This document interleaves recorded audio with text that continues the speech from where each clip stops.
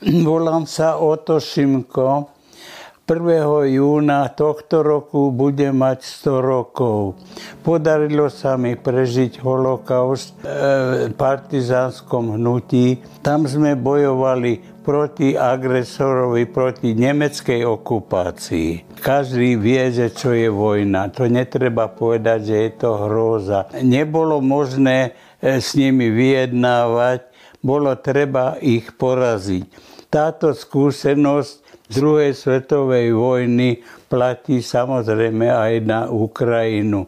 Jediná možnosť je, aby sa agresor z Ukrajiny vyhnal a môže sa o miery hovoriť za tých podmienok, ktoré vyhovujú ukrajinskej samostatnosti.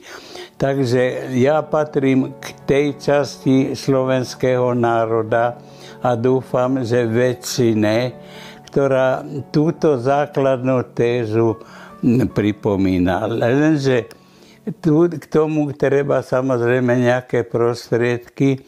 A keď som sa dopočul o tej iniciatíve českej vlády, tak ma to veľmi potešilo, že sa hľadajú všetky spôsoby, ako pomôcť Ukrajine ubrániť sa proti agresorovi, lebo iná cesta nie. A toto je určitá príležitosť pre tých ľudí, ktorí ináč nemôžu prejaviť alebo nejakým spôsobom pomôcť. Podľa mňa je toto vlastenecký čin, lebo to je vlastne záchrana Slovenska.